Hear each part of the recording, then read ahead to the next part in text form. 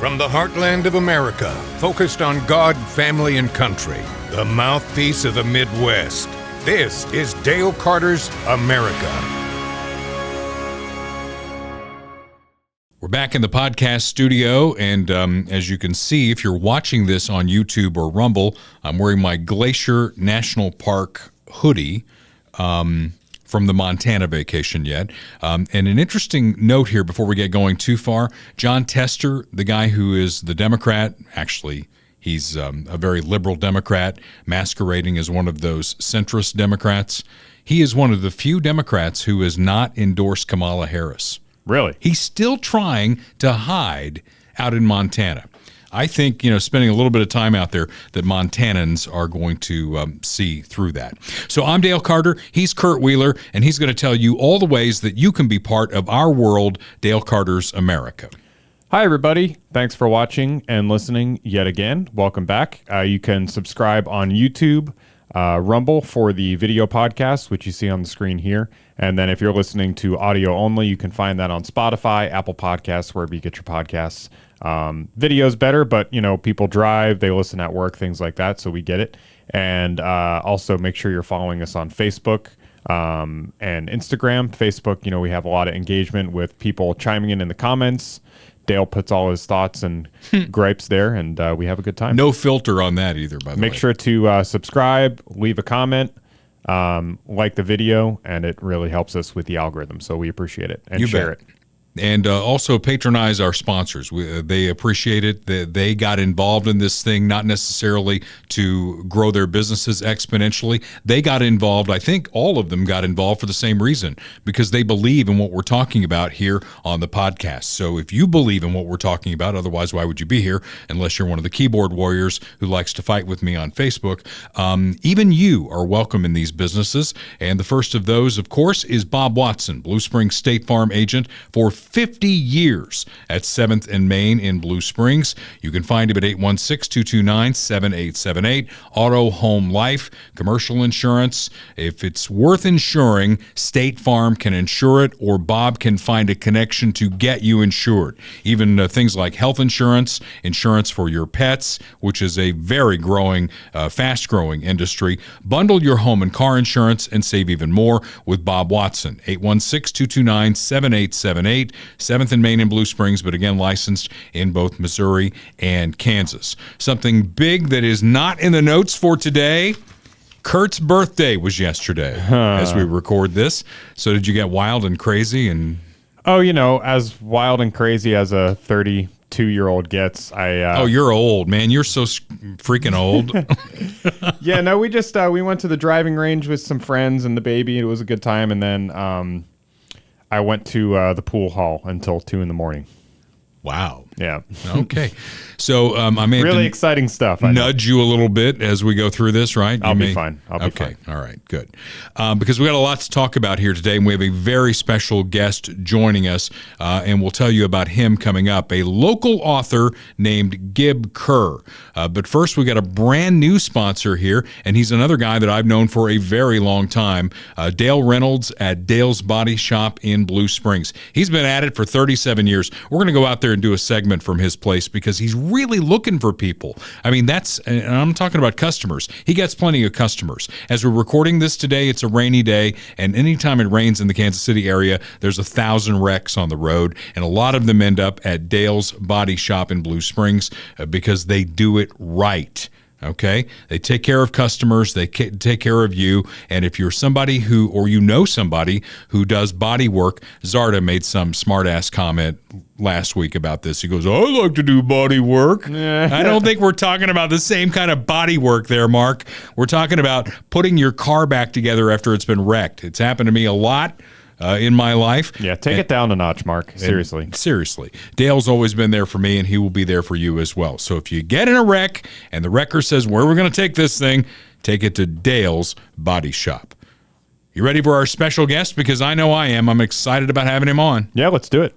So we have a special guest in the podcast studio, Gib Kerr, who's a local author, and we want to give an assist to Kevin O'Sullivan for hooking the two of us up. That's right. Thank you, Kevin. Shout out to Kevin, the boys in the blue.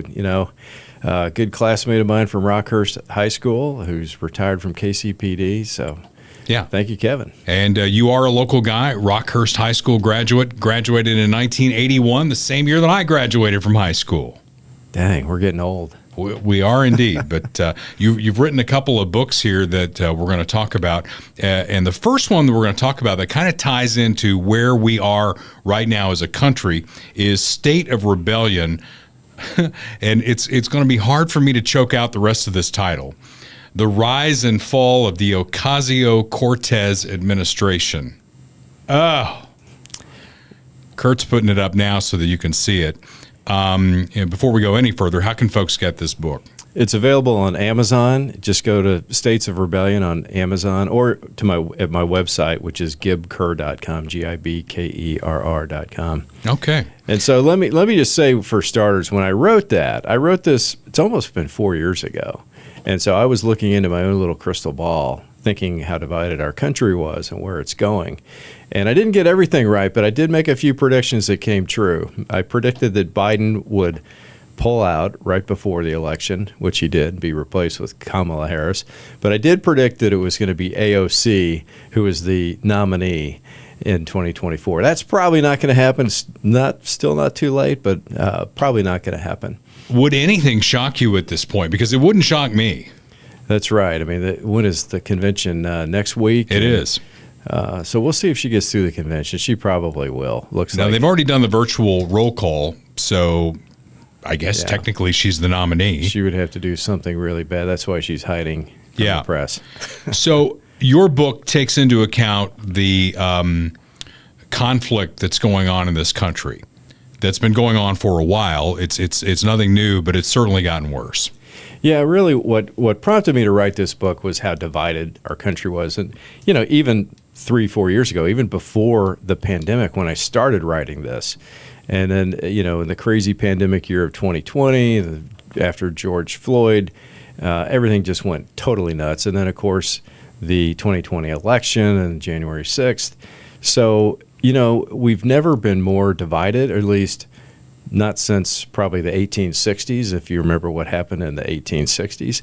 And I do see a lot of parallels because I'm a history guy. So I see parallels between the Civil War and the American Revolution and where we are today. And so I started writing about thinking, where does this go?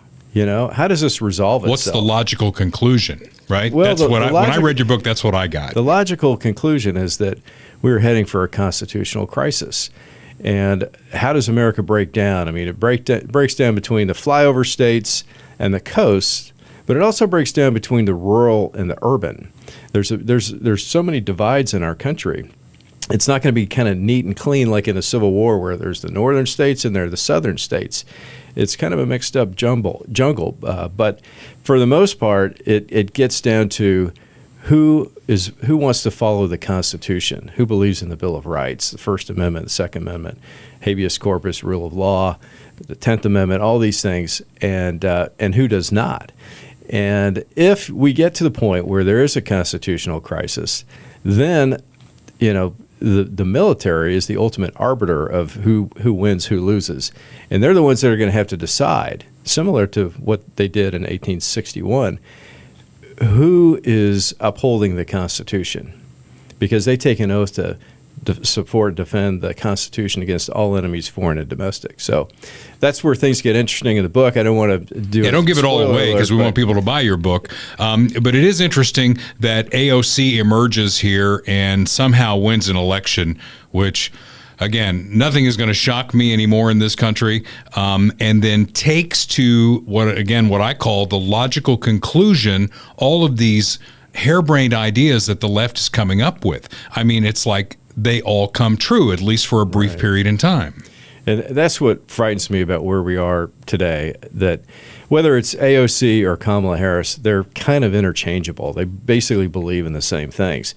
And even though Kamala's kind of changing some of her positions recently. All of them, I think. You don't have to go back that far, 2 or 3 years, where she's talking about a gun buyback program. Right. She's talking about open borders. Defund the police. Medicare for all, all the Green New Deal, packing the court, statehood for D.C. and Puerto Rico. doing away with the filibuster. You do all these things, and guess what? California and New York are going to pick our presidents from now forward. The flyover states are essentially emasculated or disenfranchised. Well, we're feeding them, aren't we? Yeah, we feed them. We provide the fuel for them.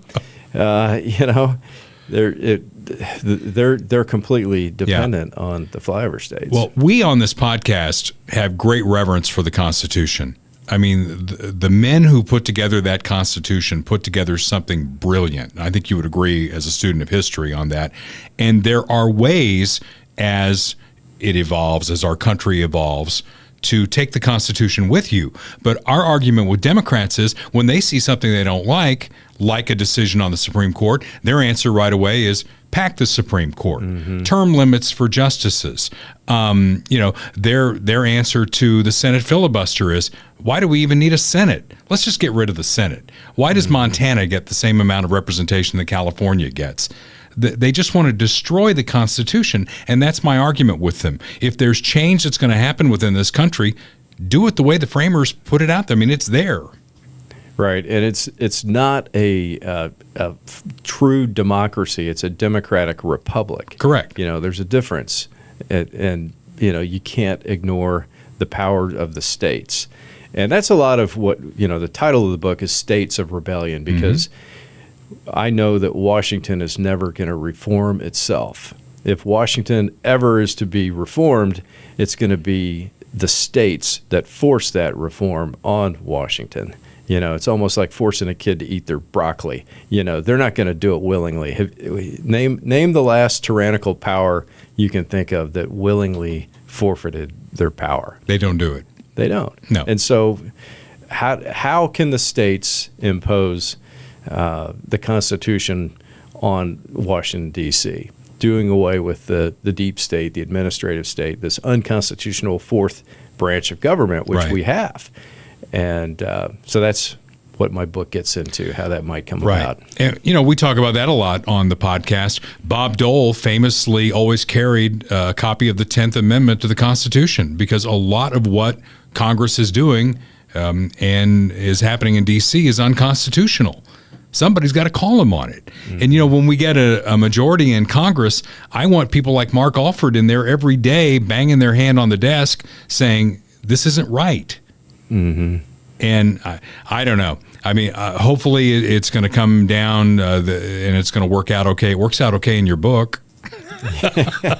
Can I tell them that it has a happy ending? Well, yeah, happy, but also not without a lot of pain and suffering. Oh, I know. And that's what we need to think about. That it's. I was joking with somebody yesterday. War is kind of like marriage. It's easy to get into, but it's not so easy to get out of. Look what's going on in Ukraine and Russia right now. Every war, not every war, but most of them, the Civil War is a perfect example.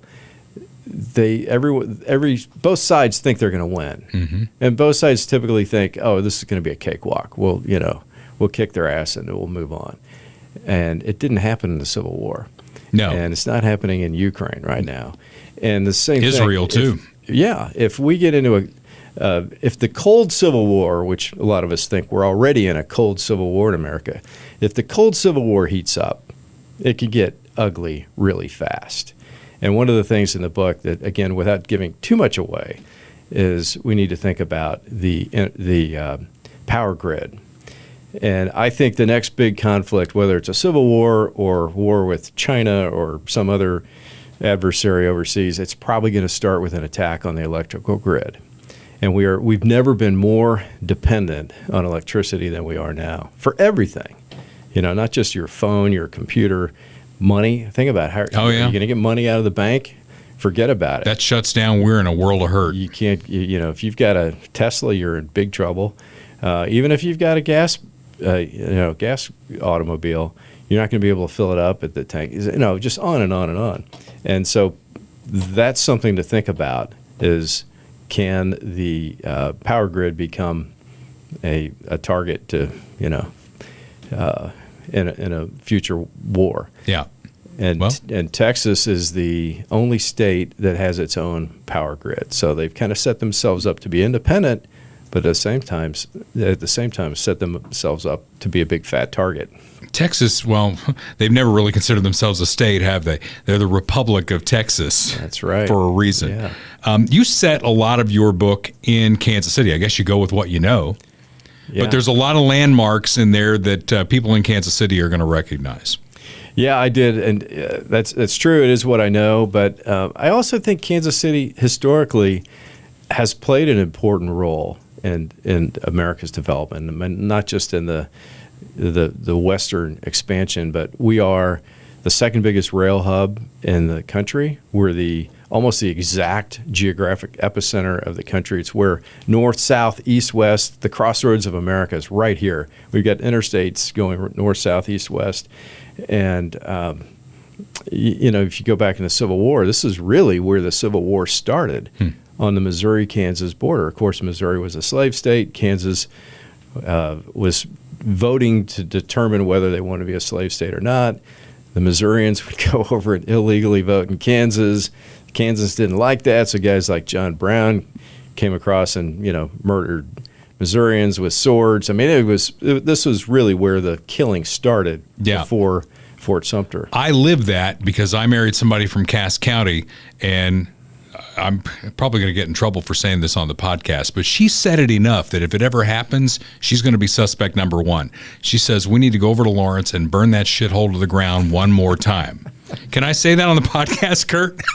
I already did. Fine. We don't edit things out on the podcast, All just right. so you know. And what a great transition, though. States of Rebellion, the rise and fall of the AOC administration. You've written another book, and this one about a hero that you and I have in common, and that's Robert E. Lee, because when you left Rockhurst High School, you went to Washington and Lee University, very prestigious university, the president of which at one point was Robert E. Lee. That's right. Yeah, I was very fortunate to go to school at Washington and Lee.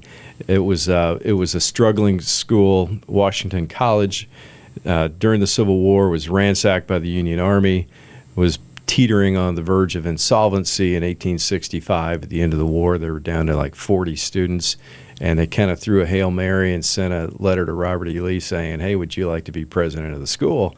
And to their great delight, he said yes, and he rode his famous horse Traveler into town and took over as president, and he saved the school. It became known as General Lee's College, and the students, mostly from the South, some from the North, but students flocked to Lexington, Virginia to go to General Lee's College, and the enrollment soared, and he was a great fundraiser. It was interesting that he raised a lot of money from the North, not just from the South. Of course, the South was ransacked and destroyed during the war, but a lot of the Northern philanthropists sent money, and Lee saved the school. And so when he died, they renamed it Washington and Lee, and he's buried on campus in the chapel that he built. He was a very religious man. They had daily devotional services in the chapel. He had his office in the lower level. When he died, they built a crypt in the lower level where he and his entire family are entombed. There's a famous statue of Lee asleep on the battlefield at the back of the chapel. And unfortunately, in the aftermath of the George Floyd craziness of 2020, Robert E. Lee has come under attack and been canceled, even on the campus of Washington and Lee. They renamed Lee Chapel. It's now University Chapel. They took his portrait down. Is it still Washington and Lee University? They did keep the Lee in the Washington and Lee, but they renamed the chapel, took his portrait down, took down George Washington's portrait, built a wall so you don't have to look at his statue at the back. They canceled Founders Day, so they basically eliminated or erased Robert E. Lee from the campus to a certain degree. That's what motivated me to write this book. It's a really good book, and it's a great history lesson on what actually happened in the build-up to the Civil War and the man who was Robert E. Lee, because there's a lot of nuance there, and there's not a lot of nuance. That's one of the things I think we're missing right now in our culture is there's not a lot of nuance. There's black and white. Robert E. Lee, Civil War, rebel, bad guy. cancel him. Right. Racist. Yeah, so that's the new narrative today, that Lee was a racist, that he was a defender of slavery, that he was a traitor. And I've been a student of Robert E. Lee since 4th grade when I wrote a report. So have I. and I've always been fascinated with him. But part of my fascination was, wait a second, nobody could be that perfect. There have to be some flaws here in the so-called marble man, is what they call them. And so I've read dozens of books on him, and I know the truth about him. And the truth is probably pretty surprising to most readers. For instance, he was opposed to slavery. A lot of people don't know that. He called slavery a moral and political evil. And after the war, he said that he was rejoiced that slavery had been abolished. In fact, he said he would have gladly suffered all that he suffered and lost everything that he lost in the war to see slavery abolished.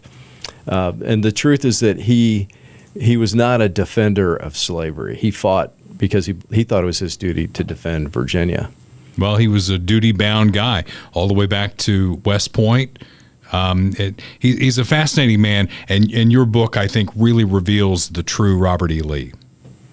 Yeah, and after the war, he was a leading voice for reconciliation. He was not embittered, although most people in his situation would have been, because he lost everything. Lost his home. Yeah.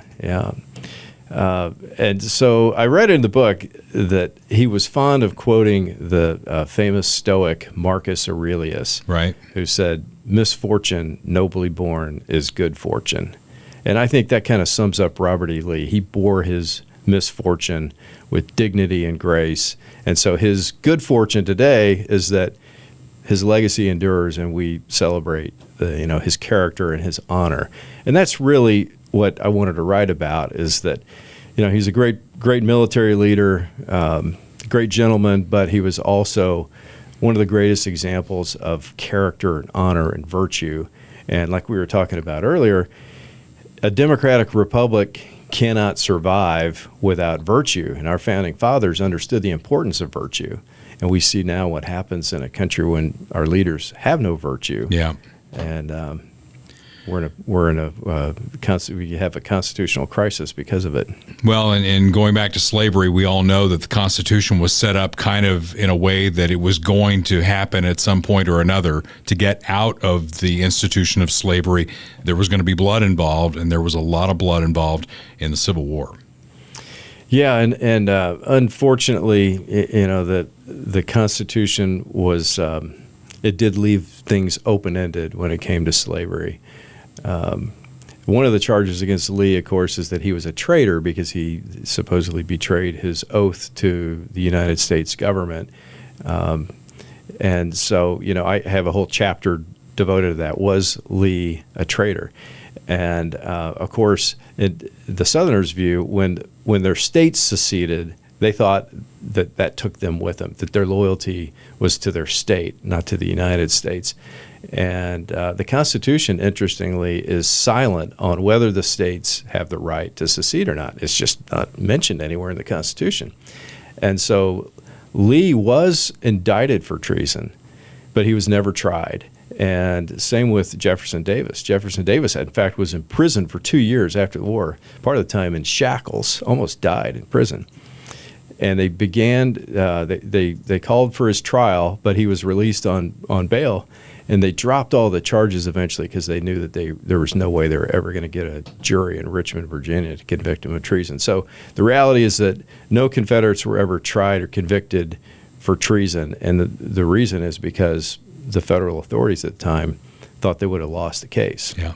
Well, if they did it today, they'd do it in Manhattan and they'd get a conviction, right? That's kind of where we are right now. Yeah. Well, it's a great book, and I hope folks will read it, especially our keyboard warriors out there who are knee-jerk reactors to, take down whatever statue. You make a great point in there that he never would have wanted a statue because that's not who he was. And while white supremacists might claim Robert E. Lee, he certainly would not claim them. Yeah, part of the critique on Lee is that these statues that were raised in the 1890s or later, a lot of them were part of the so-called Lost Cause movement. The Lost Cause movement, a lot of people said was meant to justify, glorify the Confederacy. And during that time, that was the heyday of the Ku Klux Klan and lynchings in the Jim Crow South. All these horrible things that happened, but you know what? They happened decades after Robert E. Lee had already died. Yeah. Lee had absolutely nothing to do with that. And I know, having read, hundreds, thousands of letters and anecdotes about Lee, that there's absolutely no way he would have supported that kind of behavior. Yeah. Well, he's important to me because we trace our family back to Virginia and the Carter family there. A lot of big names in Virginia back then. So that's right. That's part of my family. His mother was a Carter. Folks may not know that. You know that. Yeah. Yeah, the Carters were one of the wealthiest families in Virginia. I came from the poor offshoot of it. In fact, my relative out of that area was Henry Carter, who served in the Revolutionary War and then spent the rest of his life trying to get what the government promised him, and he sued them periodically all the way until his death. Yeah. So, and then our relatives moved to Kentucky, and I'm from the poor line of the Carter family. Well, Robert E. Lee's mother, even though she grew up in all that wealth, her husband, right, Robert E. Lee's father, blew it all and, died. And he was sent to debtor's prison, and he died in exile. Yeah. So Robert E. Lee grew up in very humble circumstances. That's why he went to West Point, because his mother couldn't afford to send him to college. Yeah. And he graduated second in his class, completed 4 years without a single demerit, which is almost impossible to do. Well, as you say, he's the near perfect person, right? Yeah. All right. Well, listen, Gib Kerr, thank you so much for coming in today. A couple of great books. We've been, Kurt's been putting up all kinds of pictures and links and all that while we've been talking there, which is why we encourage people to watch the podcast on YouTube or Rumble, but also the audio is out there as well. Appreciate you coming in. Need to make the connection here. And when you write your next book, are you going to write another one? Yeah, I've got one in the works. The hero of States of Rebellion is Duke Shelby, right? The Kansas City guy. So Duke is going to return. Duke's coming back. He's got more action in him. All right. Well, we'll wait to see that. Gib, thank you so much for coming in today. You bet. Thanks for having me. So Gib Kerr wrote a fictional account of an AOC presidency that I'm hopefully not giving too much away from the book, but it is very short-lived, and it's violent when it ends. But there's a good story that comes out of it, okay? But sometimes fact is stranger than fiction. In his book, Joe Biden has a stroke, and everybody has sympathy for him, which is how AOC emerges to get the nomination and win. That's not happening this time, at least so far. We're going to get into all of that coming up. But first, we want to thank Austin Watterson and his family and his company, because it is all family, at Royal Roofing and Solar. And we say solar because maybe not on a day when it's raining cats and dogs, but when the sun is out, you can power your home. And one of the things that Gib Kerr mentioned was the electrical grid is really at risk in this country, and an attack may come that way. We panic when our energy goes down for like 12 hours. What are you going to do when it's 12 days, 12 months? You got a plan for that? Well, maybe solar would be a great benefit to you, especially as Evergy wants to raise their rates. Call, especially if you need a roof. This is a great time to get your roof inspected. Royal Roofing and Solar. They did the roof at my house, and if it works out for you, if it's worth it for the costs and all that, they'll go through all that with you at Royal Roofing and Solar. 816-540-7057, solarbyroyal.com, and royalcontractingkc.com. Those are the two ways that you can get hooked up with those fine folks. One of the stats that we talk about a lot on the podcast is 10,000 people a day are turning 65. Gib Kerr, the author that we just had on, he and I are the same age. We both graduated in 1981, so I assume he's the same age as I am. We're both going to be 61 this year. That is the 4-year countdown to Medicare kicking in. If that clock is faster for you, or if you know someone who has already reached 65, you need to get with Kirk Doris and Lori Hocker at Medicare Simplified KC and make Medicare understandable and simple for you. Because it's from the government, it's really simple to deal with, right? Thanks for playing. It is not a one-size-fits-all proposition, which is why they are there for you. Get the answers, know your options. They're at 3600 South Nolan Road in Independence. Reach them on the phone at 816-701-6661, on the web at MedicareSimplifiedKC.com. And again, if it's not you, spread the word on that and get somebody who needs that help, the help that they are needing. Okay, the world is definitely on fire right now in two different areas. The United States moving a carrier strike group into the Med, along with a guided missile submarine. An attack on Israel from Lebanon now imminent, with the blessing and backing of Iran. In fact, by the time we post this podcast episode, Kurt, it's why we ask people to hang with us on the Facebook page, where we update things a lot. It may have already happened. So here we go. The Middle East has always been a powder keg of sorts. And I think we've done this before. You can trace this all the way back to Joe Biden becoming president again, getting back in bed with the Iranians. It gave them the green light. They back Hamas. They back Hezbollah. They are their satellites as much as Cuba was the Soviet Union's satellite. And any attack that Hamas makes, which they did on October 7th, or Hezbollah is making from Lebanon, has the complete blessing of Iran. Make no mistake about that. Benjamin Netanyahu, addressing a joint session of our Congress, talked about that Iran's big target is the United States, right? Israel's nothing but a speed bump to them. And they're attacking Israel every day, and it's about to get a whole lot worse. Israel doesn't take shit from anybody. So have they taken out some Hamas leaders? Did they take one out in Iran? You bet your ass they did, because that's what the Israelis do. And now they're going to take the brunt of an attack. And, Kurt, we're going to get sucked into this thing. You can just feel it. Oh, yeah, 100%. And, I think a lot of it is Israel wants us involved too, because we're supplying all their weapons. We're funding their war efforts. So the speech with Netanyahu in Congress, he wants to make it sound like we're in danger as much as he possibly can, because he's the one that's getting the benefit of all of our weapons. Well, I don't think he wants to be at war necessarily, and I happen to agree with him. I think that there are thousands of people coming across that southern border every day. You don't think that some of those people are already here? It's certainly possible. Yeah. So, that's where we're headed. And again, I blame Joe Biden. When Donald Trump was there, he canceled the Iranian nuclear deal. He enforced the sanctions. And Iran would not be doing this if Donald Trump were still in the White House. That's my opinion. You may disagree with it, but that's my opinion. And the other actor that's involved in all of this is Vladimir Putin. And again, I will state that if Donald Trump were in the White House, Vladimir Putin would not have gone into Ukraine. Yeah. We gave him the green light for that. And really the green light came in Afghanistan. Mm-hmm. The disastrous withdrawal from Afghanistan. The visuals that if the media were being honest, they would show them all the time, with people clinging to planes as they left the air base over there. All the millions of dollars in hardware that we left behind because Joe Biden, against the advice of the generals, because Joe Biden, the guy who dealt with Corn Pop, he knew a whole lot better than the generals in the Pentagon who advised him not to do what he did. He did it anyway because he's Joe Biden. He's a cantankerous old man. He's going to do what he's going to do. And that was the green light for Vladimir Putin to go into Ukraine. And that's where we are today.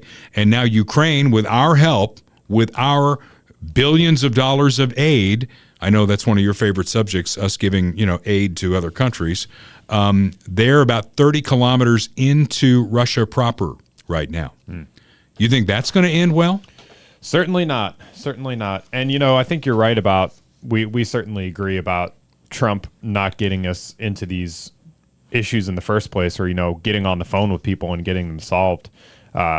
And he had a good relationship with these people. He had a good relationship with Putin to the point where he could call him up and say, "Hey, don't do this," or there's going to be consequences. Yeah.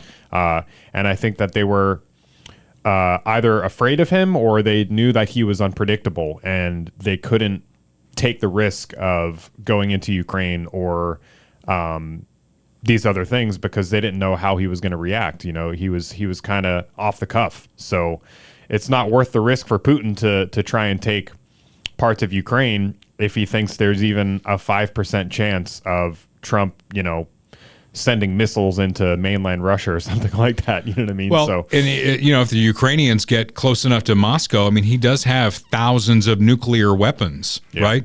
I know there are people out there saying, well, he'd never do that. Well, he's not going to give up his power. He's not going to give up the capital of his country. Why wouldn't he? You know, you've got to game plan all that stuff out. And I'll give another piece of credit to Donald Trump as far as the Middle East goes. I mean, he was putting countries together to work with Israel. The Abraham Accords, read those. It was historic stuff going on there. And Biden just completely turned his back on all that. yeah. So the question is now, because the coup has happened, Kamala Harris is the nominee. Who's in charge at the White House? We talked about this last week, and you're like, oh, come on. Nobody thinks it's Joe. Joe is the constitutional officer in charge of the executive branch. Who has the nuclear codes? Don't you worry about that? Who's making these decisions? Yeah, 100%. I mean, I think it's the deep state. You know, it's the administration at large, his advisors, his secretaries, his staff. I mean, he doesn't even post on his own social media pages, and they're very transparent about that, which should show you everything you need to know. Like they're putting out pictures of the Biden social media team. You know, it's this whole room full of like millennials with Karine Jean-Pierre. I'll see if I can find it, but it's like if they're being honest about that he doesn't even tweet. You know what I mean? Like, well, I saw a bunch of pictures over the weekend. You know, he was at Rehoboth Beach, and just like he looked like a beach. I mean, he's a skinny guy, but he looked like a beached whale laying on that deck chair, and he was just like looking up at the sky. You know, who am I and why am I on this beach? Right. That is the president of the United States, and you know, if it was true that he wasn't capable of running again, which we said for how long, right? Is he capable of being the president? I don't think he is. No, of course not. And I'm surprised that they haven't tried to continue, because they had an opportunity to install Kamala as the actual president, which I think is still probably the goal to do sometime before the election. It may just be a question of whether it makes more sense to do it before or after the Democrat convention, which is this week. But, you know, like they already had the narrative going that his health was suffering and he's stepping down and he had that terrible debate performance. Why not carry that momentum forward and just make her the president, you know, have him resign? I'm assuming he doesn't want to. They're going to have to pressure him again, just like they pressured him to get out of the race. But boy, and did you see the interview with CBS where he was naming names? He named Nancy. He named Nancy Pelosi. He's like, he talked about the fact that he didn't do it in a mean-spirited way. It's almost kind of like he's relieved that he doesn't have to run again. But he made it clear that they came to the White House and they told him that he was going to put negative pressure down ballot, and he didn't want to do that. Yeah, listen, man, come on. Yeah. Nancy called me up. She said, Joe, it's time to go, man. Come on. I know I'm older than you are, but, you know, all that white wine in my blood, you know, just keeps me going. Come on. Like formaldehyde. You know, she's the one who, of course, says he should be on Mount Rushmore, which is, I mean, you can't even say that with a straight face. We played that last week. Yeah, we did play it last week. But speaking of the foreign policy stuff, too, you know, Trump did an interview with Elon on X, Twitter, last night. And I started listening to it a little last night and on the way to work this morning. I haven't finished it yet. But I think it's Elon tweeted that all told, you know, with everybody reposting it and talking about it and stuff like that, it's got over 1 billion impressions already, which is crazy. But he spends a lot of time talking about that. It's a pretty good interview so far, but he spends a lot of time in his very Trumpy way, you know. If I was in there, none of this would have happened. I would have called up Putin. I would have said, you're not going to do this. You're not, you know, but it's true. I mean, it's true.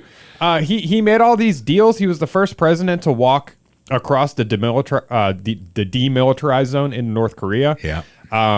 and he made all these historic treaties, in the Middle East and everything like that. So I really do think it's true. And obviously the voters care as far as priorities. People care about the border. People care about the economy. But we are really staring down the barrel of World War III here. And I think that Trump has the ability and the capability to put a stop to it and to make some phone calls and get some people in a room together and figure out a solution.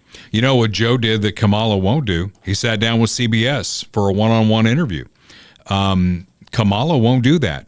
She's running away from the media, and the media is letting her get away with it. I mean, that gives a little bit of the next segment that we're going to talk about, but it's just shameful right now what's going on. Yeah. So, and we'll get into that next segment next. First, we'll tell you about a couple more of our fantastic sponsors here on the podcast. One of those, he's been with us most of the way here, is Mark Taramina at MidwestGIHealth.com.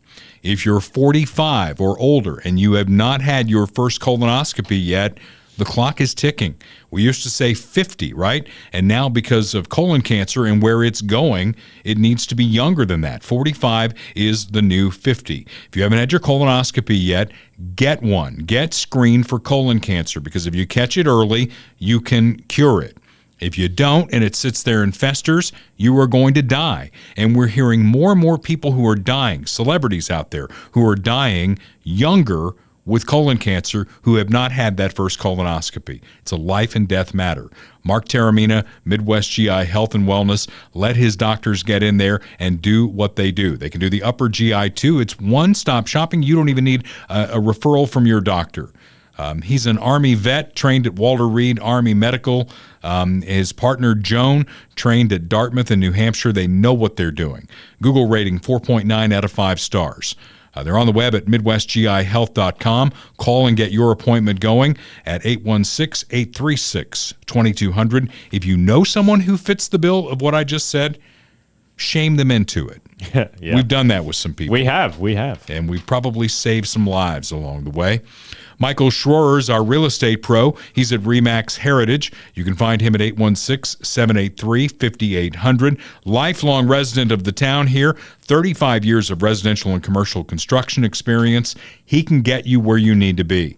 Now, back to school's going on right now, so you're probably settled in with where you're going to live if you have small kids. If you don't, maybe it's time for you to find that perfect home. If you're downsizing or you got a piece of land where you want to build your dream home, Michael Schroer's client's best interest, always priority number one. And like Bob Watson, he's licensed in both Missouri and Kansas, so he can take care of you on both sides of State Line Road. If you're interested in any way, rates are going to start coming down. The real estate market's going to start moving. He's the guy who can hook you up. 816-783-5800. So can Kamala keep ducking interviews? Like I said, Joe did one over the weekend, for crying out loud, right? Yeah. She won't do them, and they're letting her do that. This is dishonest on a level that maybe the media has been trending this way for a while, but it's going downhill quickly. Now, you're just 32. Do you remember Tim Russert at all? I remember seeing clips of him. I wasn't really obviously politically active or even necessarily around when he was popular, but Tim Russert, he was the longtime host of Meet the Press. And like Walter Cronkite back in his day, I don't know where Tim fell on the political spectrum. What I do know is if you got on Meet the Press, whether you were a Republican or a Democrat, you better know your shit, or he was going to take you apart. And it didn't matter, again, whether it was a Republican or a Democrat. He would say, hey, you said this before, now you're saying this now. Where's the truth? Mm-hmm. And there were a lot of politicians who squirmed on the NBC set who don't squirm anymore, right? Democrats don't, because they know that the media is kind of holding their water. The Associated Press has revised journalism's role in vetting political candidates. They say, not our job anymore. It's not your job in a republic. That's what the First Amendment is all about. A free press that can ask questions and help we, the low-informed voters, make a decision. But they're not doing that anymore. So why do they even send press to the briefing room? What's the point? Yeah. Why are you doing that?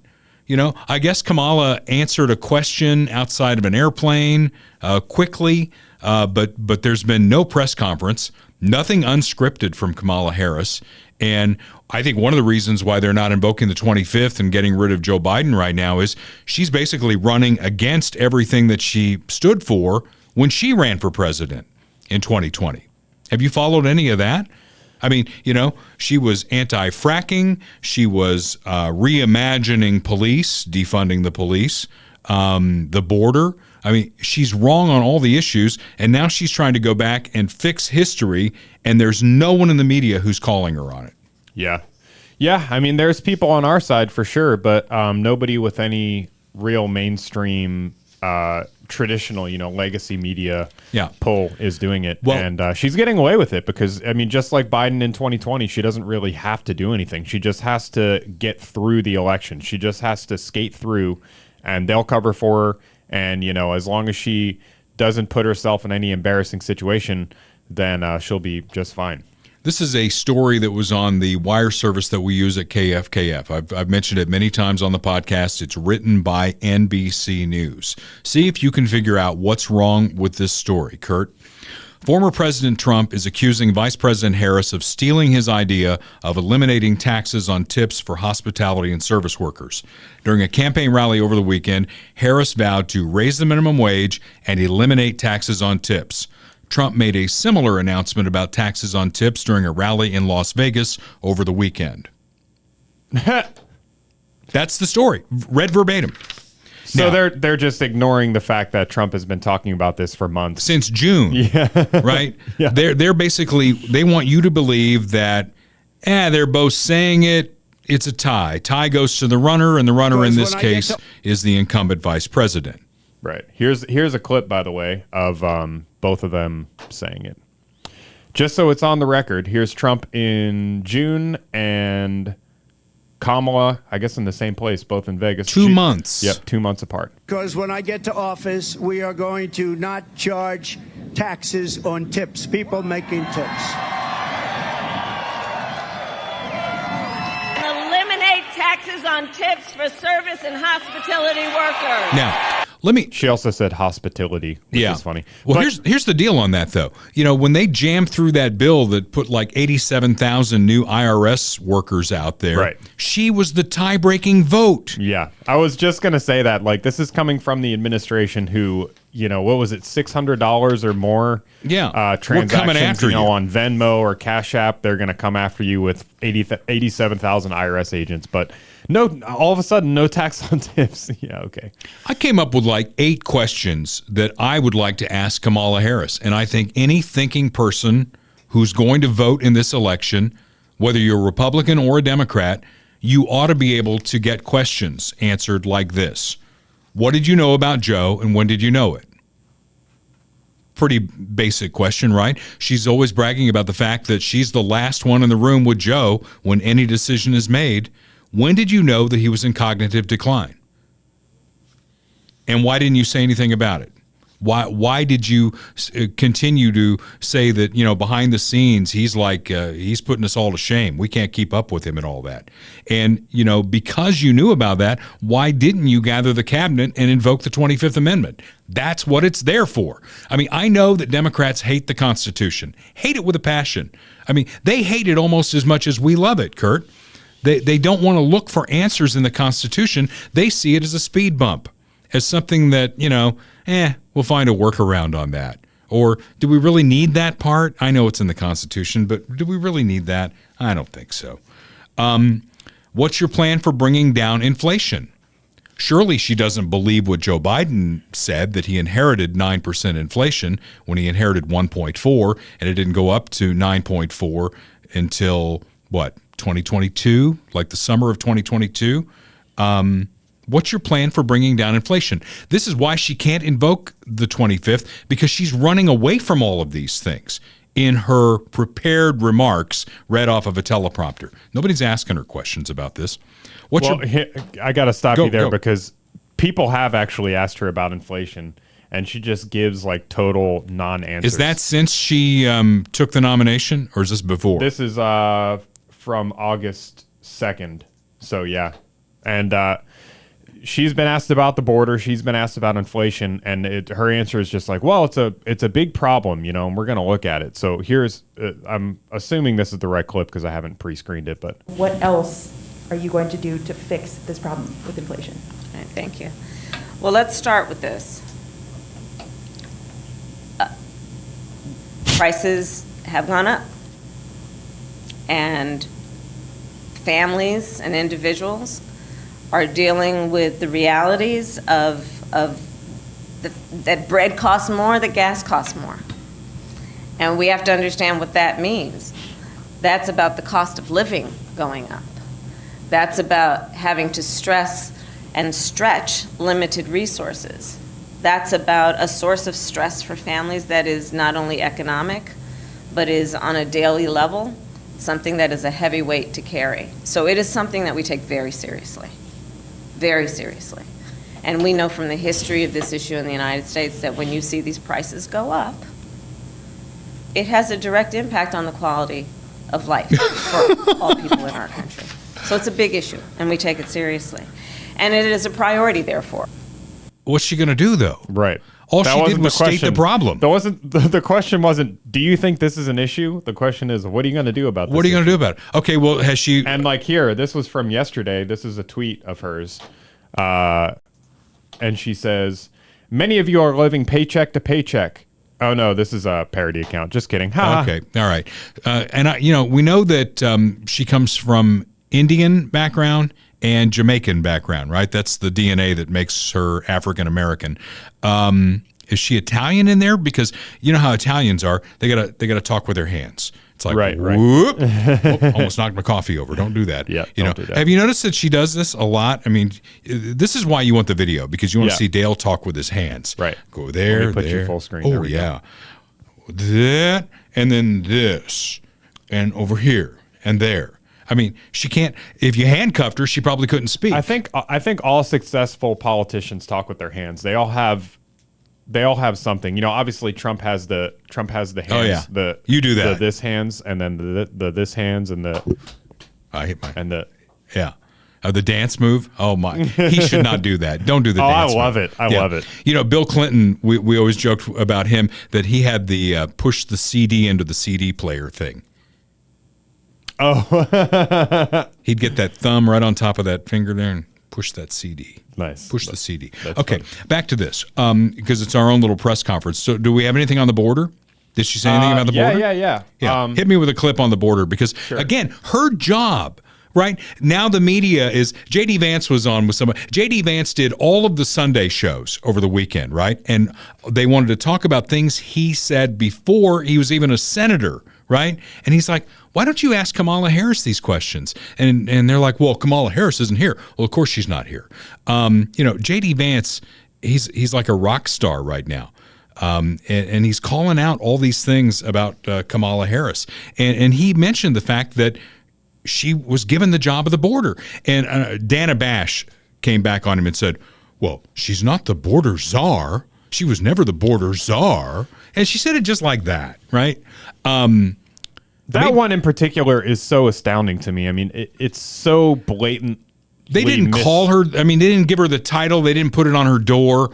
But they did. I mean, he's like the press releases that the White House put out, mentioned that title. And then all the same media outlets came out and said, she's been appointed the border czar. She's been appointed the border czar. And then you have the same media outlets and in many cases, the same exact people, going back and claiming that never happened. It's just, it's a small thing. It's just a title. It doesn't really matter, but it's such a clear example of the misrepresentation and the rewriting of history of things that just happened like a year or two or 3 years ago. I mean, imagine you talked about Robert E. Lee with the author, with Gib Kerr. Yeah. And and if they can do that to something that happened 2 or 3 years ago, like with her being something insignificant, like her being the border czar, or something significant like COVID or the Summer of Love riots that happened. Yeah. Imagine what they can do with history that was 150 years ago. I mean,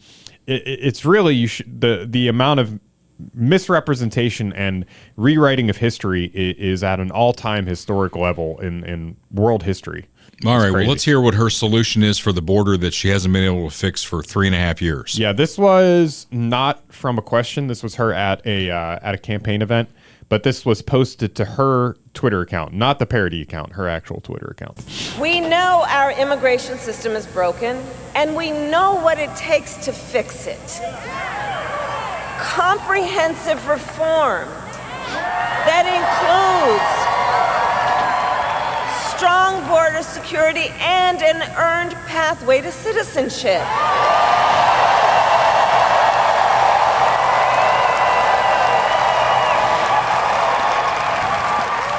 But Donald Trump does not want to fix this problem. Be clear about that. He has no interest or desire to actually fix the problem. He talks a big game about border security, but he does not walk the walk. Earlier this year, everybody here knows, earlier this year we had a chance to pass the toughest bipartisan border security bill in decades. But Donald Trump tanked the deal. Yeah, right.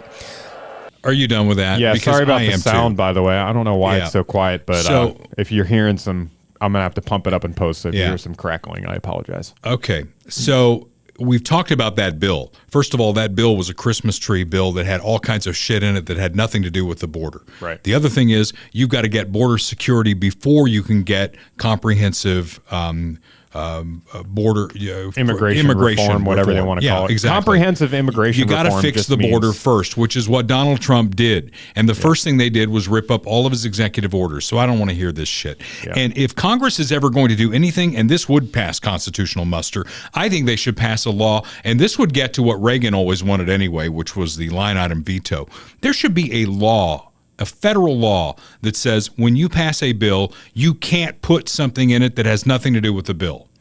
There are too many bills that are thousands of pages long that get passed at 2 o'clock in the morning that we don't know anything about. And you wonder why we're $35 trillion in debt.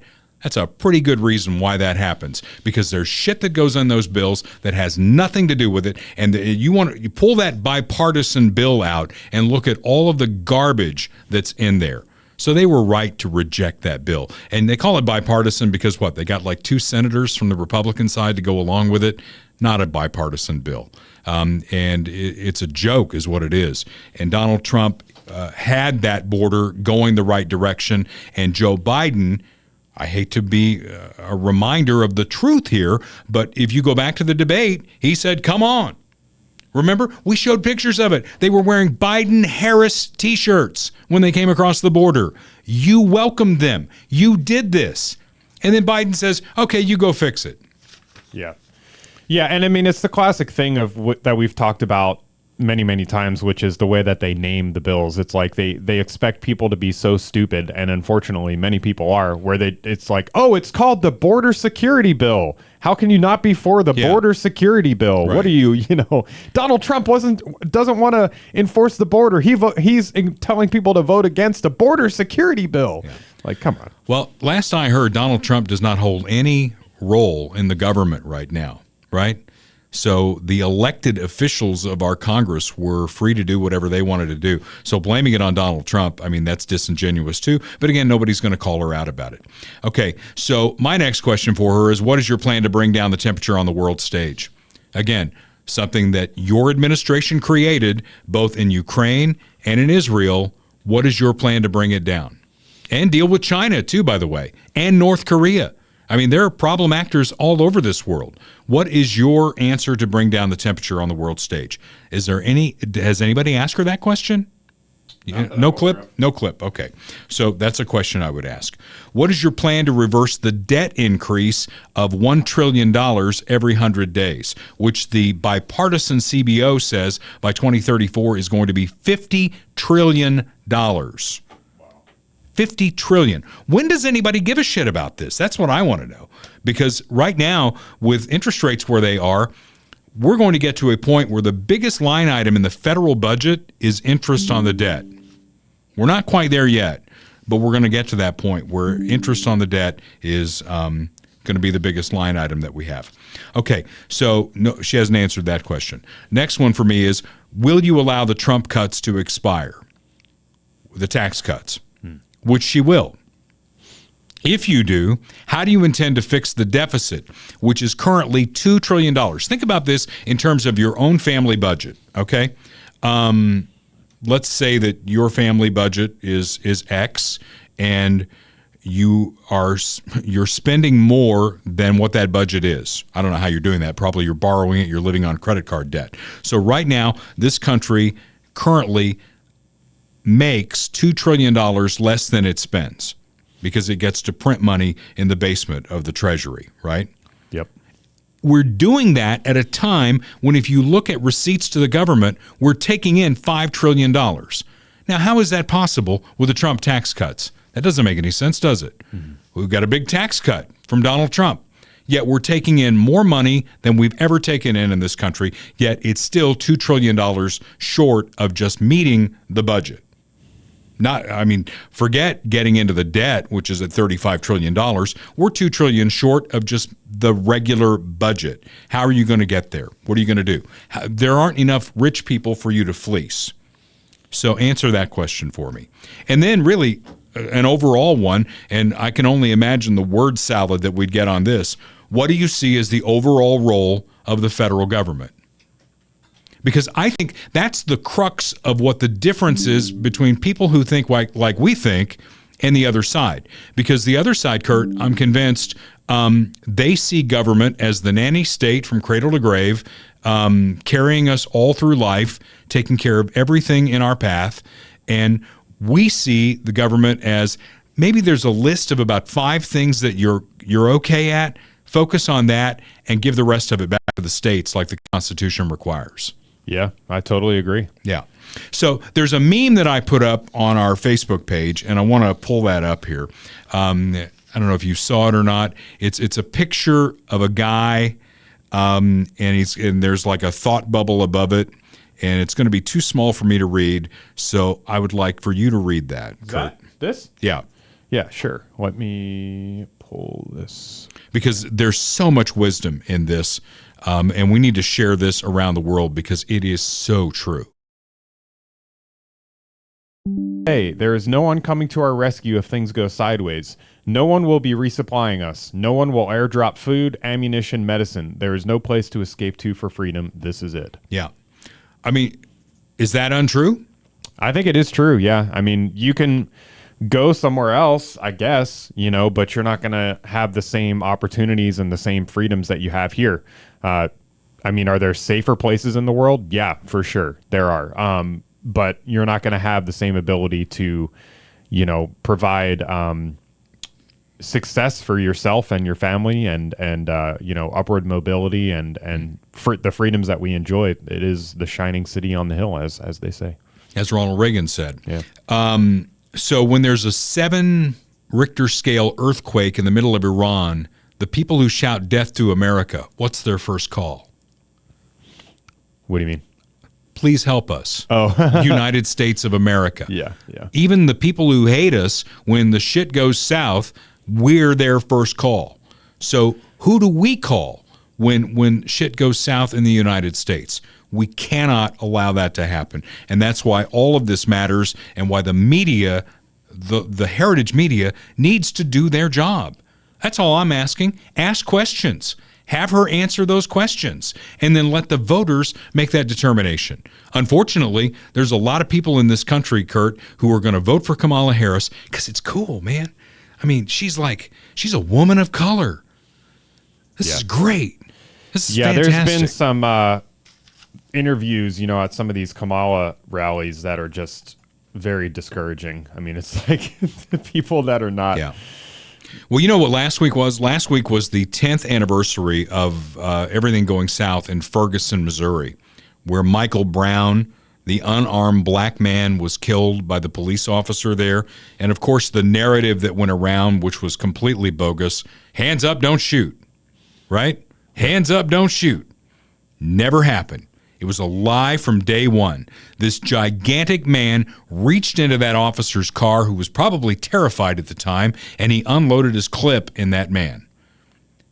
Now, police officers have a very tough job out there. I wouldn't want to be one. I was raised by one. I saw it firsthand of what they go through. It's probably one of the toughest jobs in America because you got to make a split-second decision, and God help you if you are wrong. Yep. And that officer, we've never heard from him. He's probably in witness protection. Oh, yeah. Because what happened out of that was Barack Obama's Justice Department, Eric Holder, they investigated what happened with that officer and cleared him. Yep. A black president, a black attorney general. They cleared that officer. So everything that came out of that, BLM, everything that came out of that was based on a lie. Yeah, I mean, they cleared him, but the damage had already been done, and they already went on the smear campaign, so it was like an afterthought. It's like when the media outlet, runs the hit piece, and then a week later they put the little correction at the bottom of the article. Oh, by the way, what we said before was total bullshit. Or bury it in A36 or whatever. Yeah. At the back. So here's what I'll say. I didn't vote for Barack Obama, but when he won, there was a glimmer of hope in my chest because I love to hear the guy talk. He could make a speech. And some of you people out there in the media who are saying that Kamala Harris is the second coming of Barack Obama, you embarrass yourselves because he could do something that she can't do. He could make a speech. He could inspire people. And I thought, at the very least, I'm not getting the policies that I want. But at the very least, maybe this guy can heal this country from a race perspective. And he made it worse. Way worse. Way worse. It started with Gates, his professor, right, who was arrested basically trying to break into his own house, and that led to the beer summit at the White House, and then all this crap that happened in Ferguson. Barack Obama made race relations in this country a lot worse. So I will throw this in here. If she wins, it goes against every fiber of my being from a policy perspective. But, I've gotten to the point in my life where I think anything could happen in this country. Could she win? Would it surprise you if she won? No, not at all. Yeah. It's another opportunity to heal race relations in this country or further divide us. So if she wins, my prayer for her will be that she brings this country closer together rather than kicking it further apart. Yeah. So, I'm not very optimistic about that, but we'll see.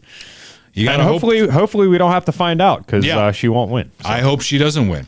Based on policy, not based on her, not based on whatever her racial background is. I don't care about any of that. I care about policy and the 8 questions that I just asked. By the way, I didn't ask you. Did you have a question for Well, I was just going to say, I would say including her, not because of her race, obviously, but just because she's a annoying, unbearable person. That does matter. So yeah, her policy, but also she sucks in general. So, well, ask Willie Brown. He would know all about that. Hey-o! Funhouse Pizza has 2 locations. They are on 50 Highway in Lee's Summit, 7 Highway in Blue Springs. Jim Dingman, a great American who makes incredible pizzas, has cold beverages, and a fun environment where you can take the kids. They can play in a safe environment. You can do a birthday party there, your team meeting for football maybe coming up. That'd be a great place to have it. We do our live events at Funhouse Pizza because it's so fun, and we encourage you to go there too. Best pizza in town, 50 Highway Lee's Summit, 7 Highway in Blue Springs, and when you're there, tell Jim Dingman that you appreciate him. A Marine, right, served his country, and we appreciate him, and we appreciate Funhouse Pizza. We also appreciate Bob Watson. Bob Watson, our State Farm agent, 50 years he's been helping folks in the Blue Springs area, but he also has clients throughout Missouri and Kansas, licensed in both. Get a rate quote from Bob. Bundle your home and car insurance and save. And as we like to say, when the shit hits the fan, you want to be able to call somebody who's going to help you. That's what insurance is all about. It's the team that Bob has with him. 816-229-7878. Auto, home, life, like a good neighbor. Bob Watson and State Farm is there. So the videos are getting funnier and funnier.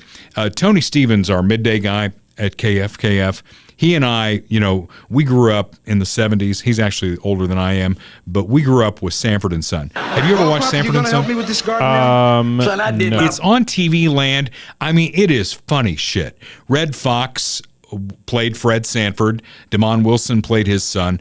There's a series going around now, like so many of them are, funny videos everywhere. Tony sent this one to me, and this thing just had kicker to this podcast written all over it. It is episode 3 of Trump and Son. Here we go. Let's check it out. You gonna help me with this garden now? Son, I did my part. I got us a scarecrow. And it's a scarecrow of Nancy Pelosi with Donald Trump starring as Fred G. Sanford. And which son is that? Is that Don This Jr.? is guaranteed to scare away is, yeah. slugs and snails and birds. Yeah, there you go. I love that, the music too. I mean, that was one of those shows that came out in the 70s, about the same time that All in the Family came out, Jeffersons, shows that you could not do today because they dealt with stuff that, we dealt with our differences with humor. Right. And now if you deal with your differences with humor, it's like, oh, you're a racist. Well, if you do that in the UK, they're going to come arrest you now, so... Parts of California, you get the pronoun wrong, you're in deep trouble too. Yep. Hey, we're going to continue to follow this, but news happens fast. We'll cover what we can on the Facebook page. Until next week, this is Dale Carter's America. The views expressed on Dale Carter's America are Dale's and Kurt Wheeler's. They do not necessarily reflect the views of KFKF or Steel City Media. Comments can be sent to dalecartersamerica@gmail.com. Check back for weekly episodes. Subscribe, spread the word, and give us a 5-star review. Thanks for being a part of Dale Carter's America.